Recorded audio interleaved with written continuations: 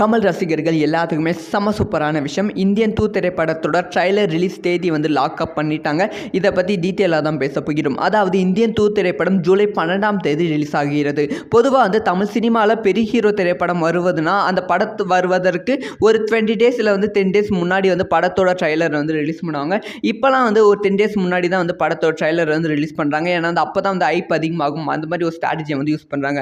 ஆனால் வந்து இந்தியன் 2 படக்குழு அந்த ஒரு ஸ்ட்ராட்டஜியை வந்து யூஸ் பண்ணாமல் ஸோ வந்து கொஞ்சம் முன்னாடியே ரிலீஸ் பண்ணி அதை வந்து பெருசாக வந்து ப்ரொமோஷன் பண்ணலாம் அப்படிங்கிற பிளானில் வந்து இருக்காங்க. எஸ் வந்து இந்தியன் 2 திரைப்படத்தோட ட்ரைலர் ரிலீஸ் தேதி வந்து லாக் ஆகிவிட்டது. இன்னும் வந்து சில நாட்களில் ரொம்ப ரொம்ப ரொம்ப ரொம்ப சீக்கிரமாக அது ரிலீஸ் ஆக போகிறது.